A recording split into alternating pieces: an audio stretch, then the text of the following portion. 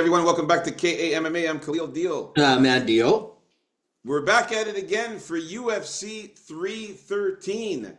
It's going to be a nice one here. Alex Pereira versus Magomed Ankalaev. This event looks stacked. It looks pretty good. I can't wait to get into it. We're going to talk about our early predictions for the prelims. And we're going to talk about who's in the prelims right now. We got the first fight is Chris Gutierrez against John Castaneda. Then we got Ozzy Diaz against Jordan Santos. Then we got Mayron Santos and Francis Marshall. Then we got Alex Morono against Carlos Leal. Then we got Bruno Ferreira against Armin Petrosian. Then we got Ray Surya against Joshua Van. And then the main event of the prelims, which is going to be Curtis Blades versus Rizvan Kuniev. All right, so we're going to get right into it. We'll start with the first fight here, Chris Gutierrez versus John Castaneda. Now, this is a fight that was recently added because it was supposed to be Chris Gutierrez against Gene Matsumoto, and then Matsumoto, that fight got rebooked. So they had a short replacement on short notice, John Castaneda stepping in, even though he was supposed to fight last week against Douglas Silva de Andrade. So he's stepping in to fight Chris Gutierrez, man, in this UFC 313. So Andy O, set us off, man. Who you got for this first fight here? Yeah, so these guys are pretty fresh, both of them, even though it's a short notice fight here. This is a pretty close fight, man, for me to call, but I'm gonna have to go with John Castaneda here because with Chris Gutierrez, I know he's been ranked and everything, but I think at some points he loses his composure in there, especially when he fought Yadong Song a couple fights ago.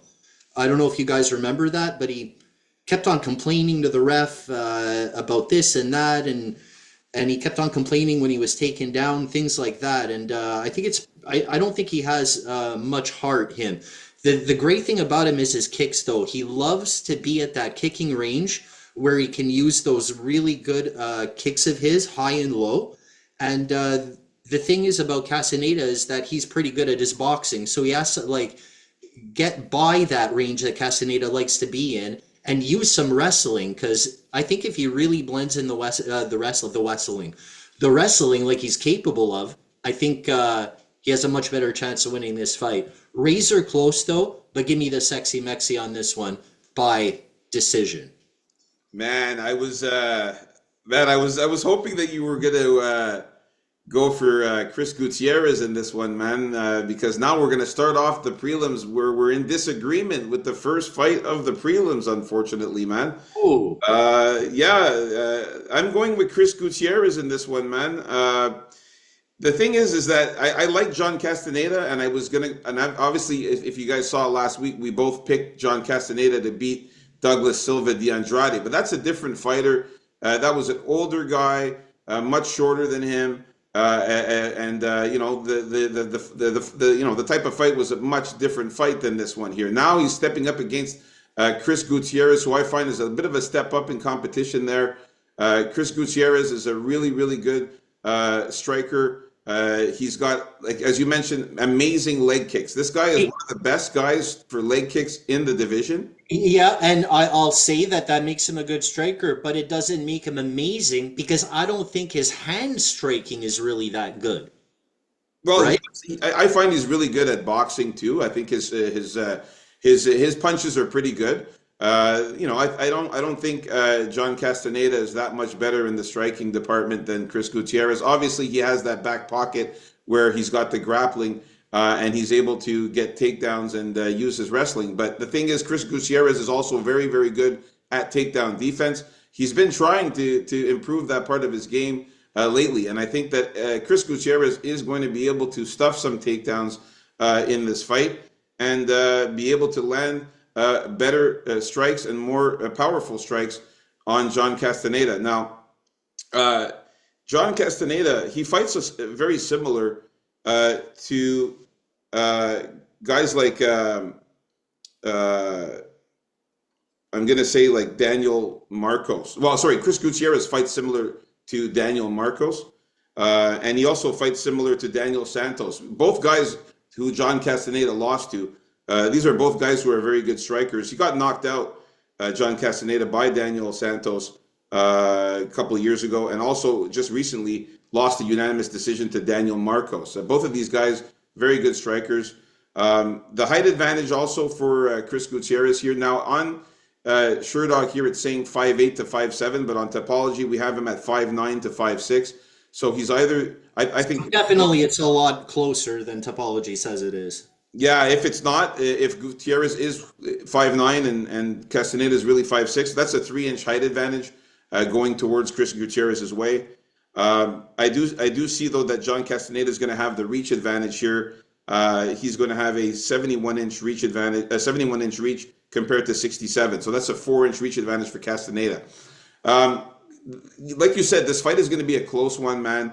But I just like Gutierrez. I mean, this guy's a very good striker. I think he's really good on the feet. And as long as he doesn't get taken down, if he's able to stuff those takedowns, keep this fight standing, I think he has a chance to win here. He punches very good in combinations. He's got very good like boxing style punches. And he punches a lot of combinations and throws a lot of volume. So he does throw a lot of punches in sequence. He likes to keep a decent range with those kicks. I think that the kicks are going to be a difference here because John Castaneda is not going to be as willing to go for takedowns when Chris Gutierrez is going for those lower kicks. Now, he doesn't kick high. He kicks very low. He likes to go for those shin kicks, those calf kicks. So that'll deter John Castaneda from moving forward like he likes to do. Man, it's going to be a close fight. Both of these guys lost 2 of their last 5 fights, but the fight against Kwang Lee in Chris Gutierrez's last fight, where he beat him by unanimous decision, Kwang Lee also tried to grapple with him, tried to take him down, and was having a hard time. And when he did get taken down, he got right back up. The fight against Alatang Haley, where he beat him also by unanimous decision, and the fight against Pedro Munoz, that's more of a guy who's way more of a submission specialist. That was the best fight of his career. Yeah, but he lost to him by unanimous decision. But I mean, I think that's like a real better fighter than John Castaneda and Pedro Munoz there. So I'm going to go with Chris Gutierrez to get the win here. I think he wins by knockout or decision. As you can see in his 21 wins, he's got 9 knockouts, 11 decisions. So it's going to be a close fight. But I think that Chris Gutierrez just has that little edge on the feet, I think, a little bit. I think it's going to come down to heart, and Castaneda has more. Yeah, I mean, I'm not going to doubt you there. I know Castaneda's he's a solid fighter too, Castaneda, man. Like I said, we liked him last week. But it's just a different opponent, I think, this time. It's going to be a little bit more difficult, I think, for John Castaneda to get those takedowns on Gutierrez, is going to be the taller guy there. So we're in disagreement with this first fight here of the prelims, and it's at even odds right now for both of these guys. So it's straight up pick them, pick who you like, and that's it. So we're in disagreement with this one. Let's see if we can come to agreements in the next one here. We got Osman Diaz against Jordan Ribeiro dos Santos. For this one here, I am going for Shakur, which is Jordan Ribeiro dos Santos. I think this guy is looking really, really good, and he's very powerful. I think he trains with Gabriel Bonfim, so he's got some grappling, and he's very good at grappling and using his takedowns and wrestling there. He does have 4 submissions, 3 knockouts. I hope he can stop Bonfim from taking him down. He's like 100 pounds heavier than him.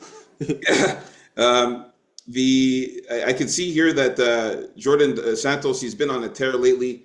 In the lower level events, of course, the lower promotions of Thunder and in the Dana White Contender Series, he looked good against Will Curry. But Ozzy Diaz is just not really that great, man. Like, the guy's a finisher. He goes out there and tries to finish you. He's got 7 knockouts, 2 submissions. He will be the taller fighter at 6'4". So he'll have that 4-inch height advantage and also a 4.5-inch reach advantage. But if you saw the fight against Ming Yang Zhang, where he got knocked out pretty badly with ground and pound there, he did not look good in that fight at all.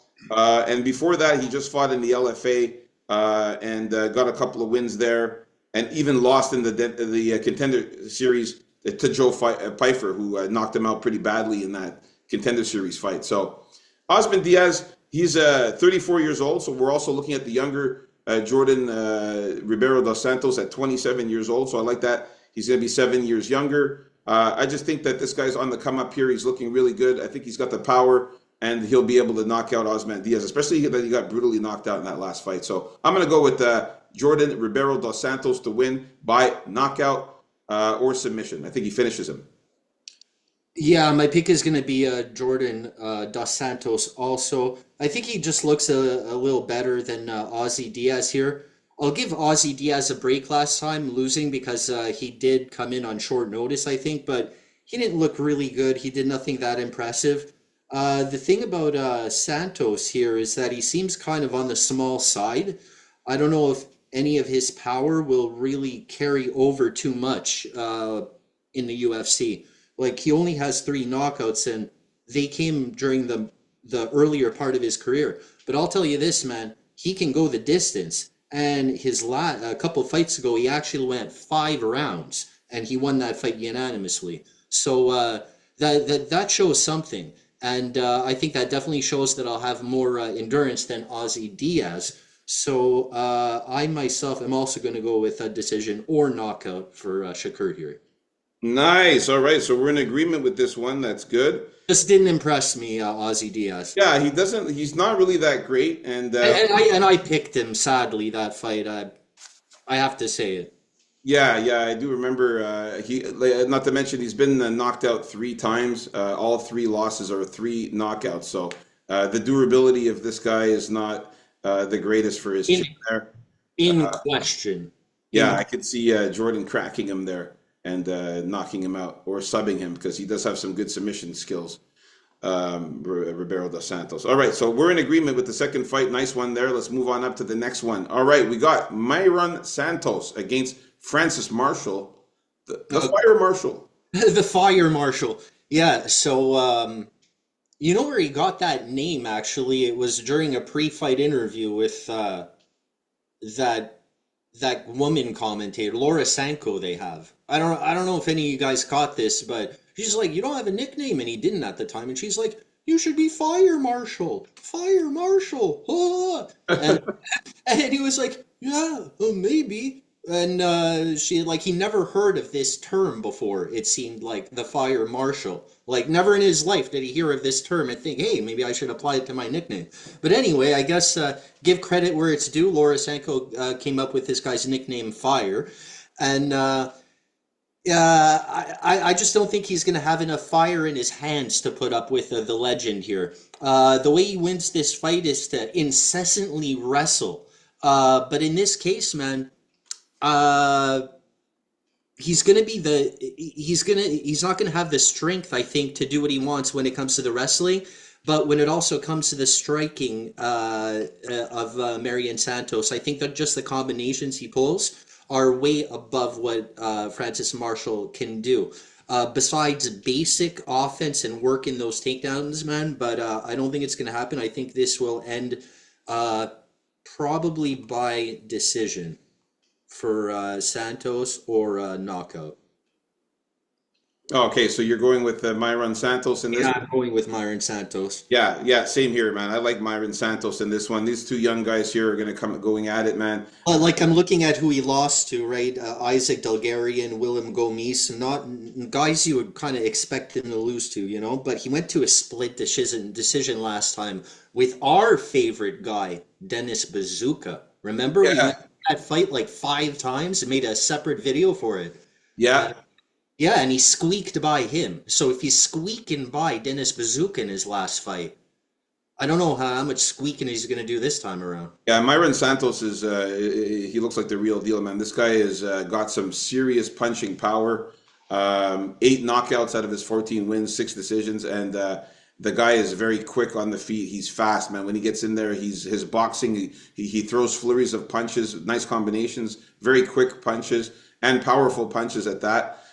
He has good takedown defense, though. He's able to stop takedowns. Yeah, I was going to ask, do you think Marshall could get him down? Like, Well, the fight against Con Offley, Myron Santos, when he fought Con Offley is a very good grappler as well and wrestler in his own right. And he tried that. He tried to take down Myron Santos in that fight, and wasn't successful to get him down. That's true, but He's way more undersized than Marshall. No, Yeah, uh, I mean, he still has a very good takedown defense, though, Myron Santos. So I could see him maybe not fending all the takedowns, but he might stop some of them. He's very quick on his feet, moves out of the way quickly. He likes to sprawl when you try to take him down. And I can see Francis Marshall struggling to get him down at times. And if he does get him down, I think Myron Santos will get right back up. He's got good get-up game. His striking, though, is where he's going to win in this one because he's got way better striking than Francis Marshall.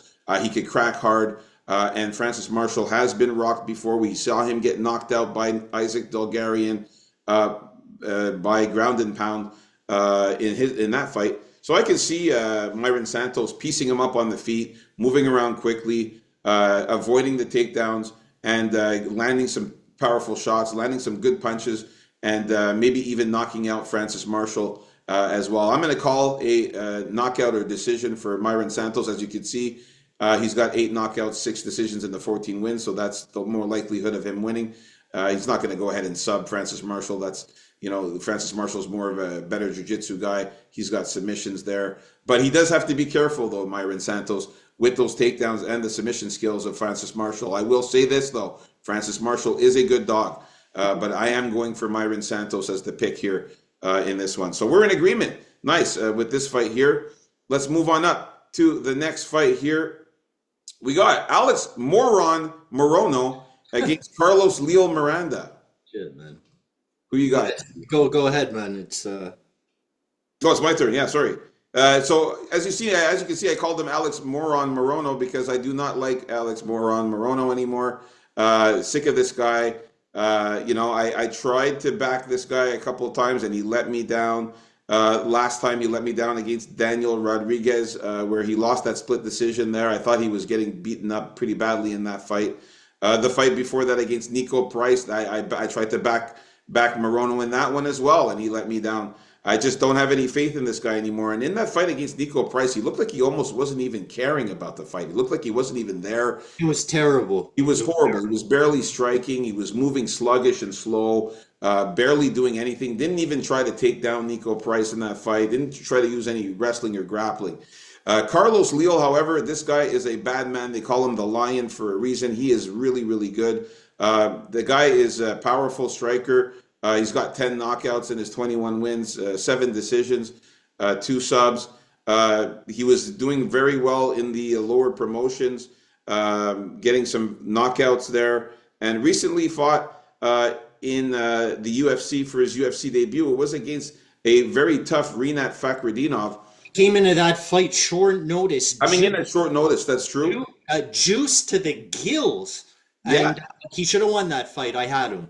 Yeah, and he did a very good job in that fight. It was very close, actually. It was closer than the. As a matter of fact, I think he beat Fakhretdinov in that fight because he was damaged. He damaged Fakhretdinov. Fakhretdinov had a black eye in that fight. He fucked him up. He punched him. He was landing the harder punches. He had more damage, and they still gave it to Rinat because it was in Abu Dhabi, I believe. In that fight, so it was. Fakhretdinov was all tired out, like exhausted. At the end. And Carlos Leal looked fantastic in that fight. And again, the crooked judges, they gave it to Rinat. I would say that Carlos Leal did beat Rinat in that fight, and we were all saying the same thing. And I think it was a robbery. So I like Carlos Leal here to get the job done against Alex Morono. I just think Morono is just not in it as much anymore. He's not as good as he used to be. 34 years old. I'm going to go with the younger 30-year-old here, Carlos Leal.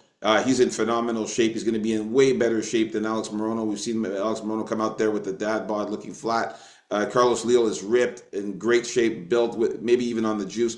And I can see him coming in there and rocking Alex Morono. I got him winning by knockout or decision here. Yeah, I say even if Carlos Leal comes on half the juice he was on last time, it should be no problem here for him. Look, like Alex Morono, he always preferred teaching. Which is what he does. He's a UFC teacher. An MMA teacher, and he has his place and all that, and with his pupils, and he really likes that. Always, this hasn't been a secret more than he actually liked competing in the UFC and all that came with that, But right now, I'm afraid it kind of shows. Like this guy doesn't seem as involved anymore. All his fights kind of look the same. His surprise is he'll throw some weak looking spinning elbow once in a while, and he'll only try for a like last fight he tried for some sort of really energy sapping move early on in the fight and had no gas like 3 minutes into the first round. And he's the type who doesn't even want it on the ground to begin with. Like he has to be forced, and he in fact has better skills on the ground than he does on the feet. But right now, man, the way he looks like, I don't know if you call it like really washed up, probably at this point, but it's mentally kind of not there either.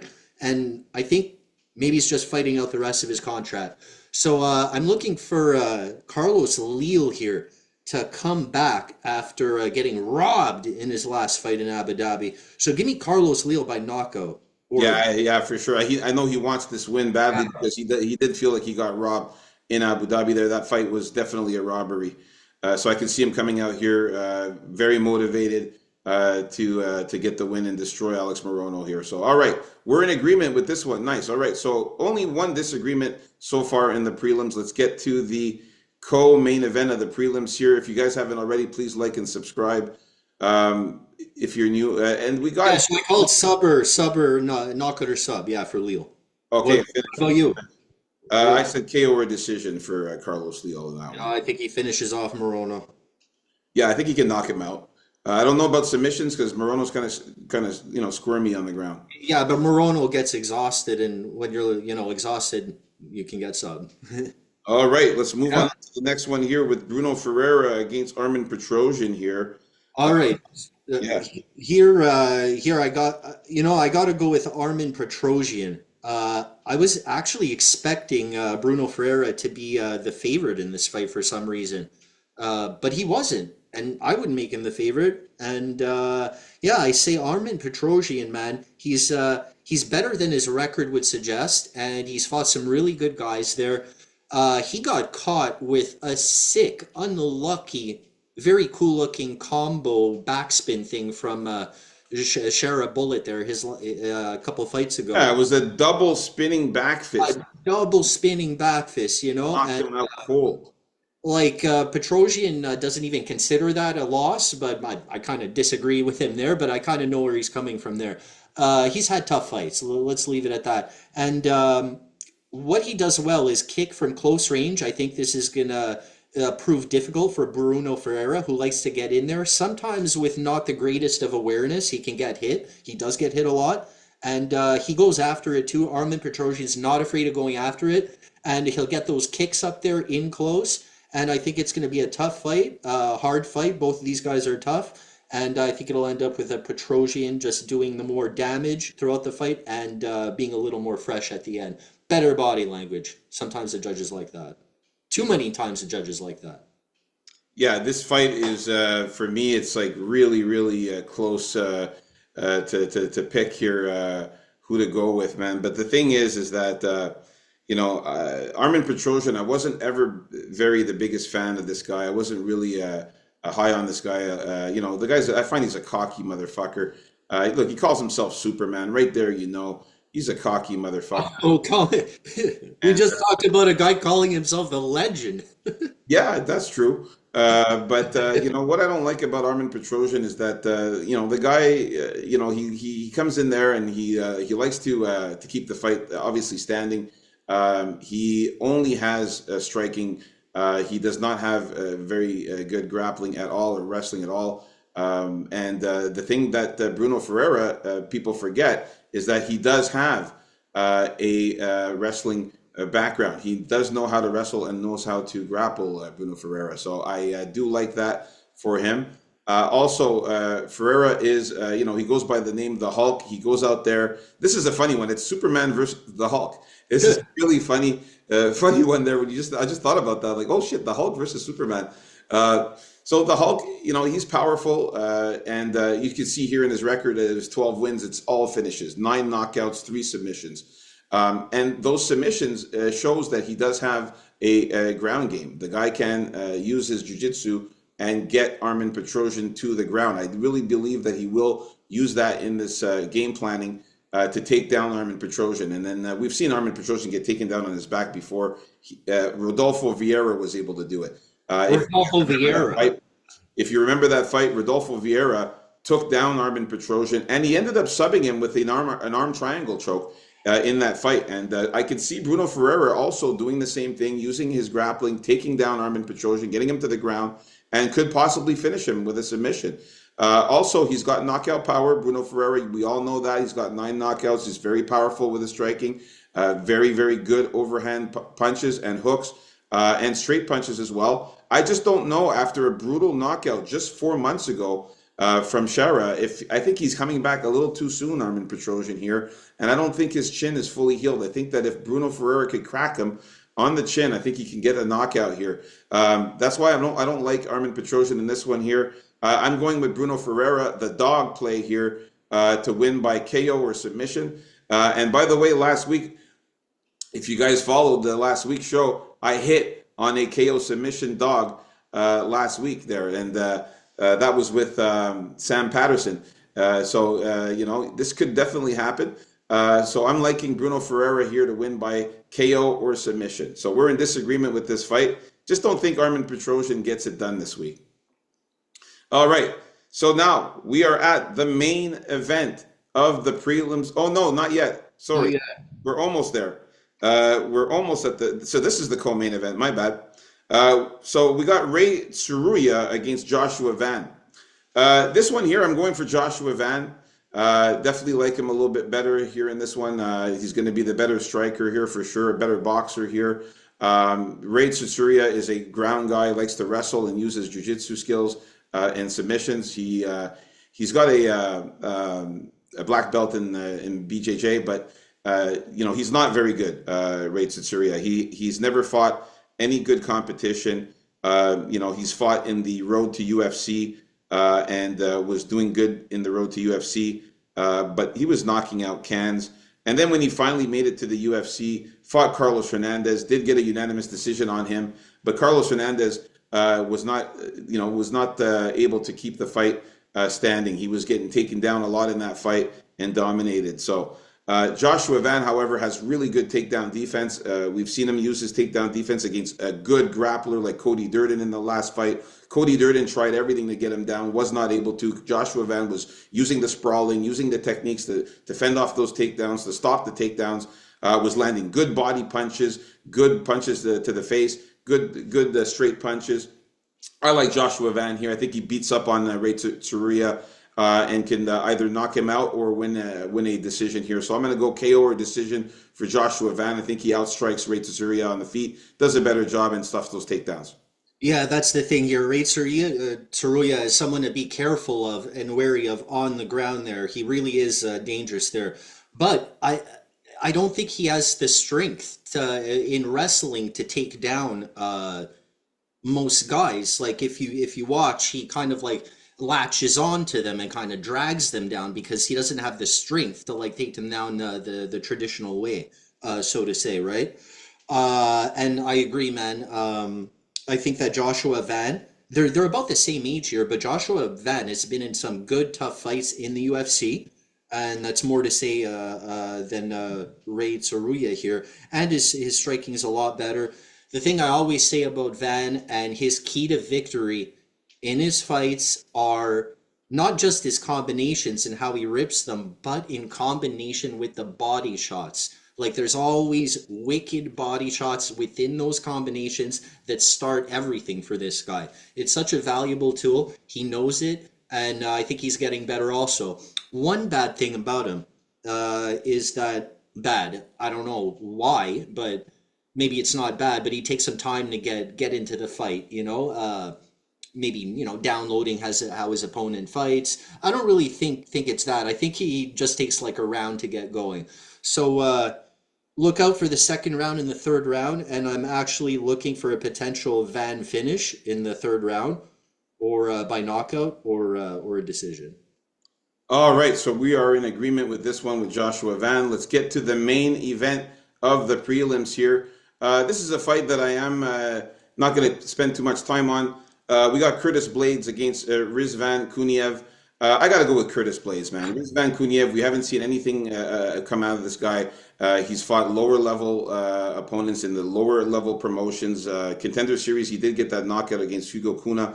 It was a pretty good knockout. It was a good knee to the body there, and then he punched him on the ground.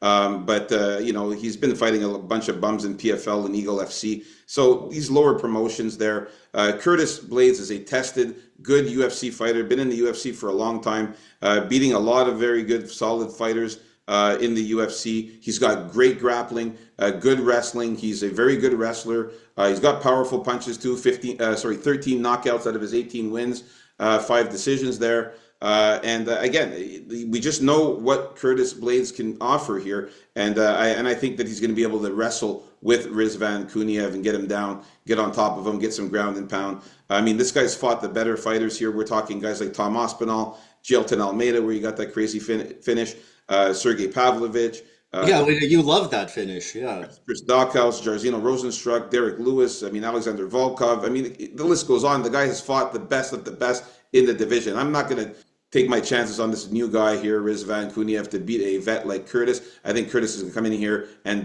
do some damage. I think he wins by knockout or decision on Rizvan and gets his hand raised here. Yeah, I got to go with Curtis Blades also.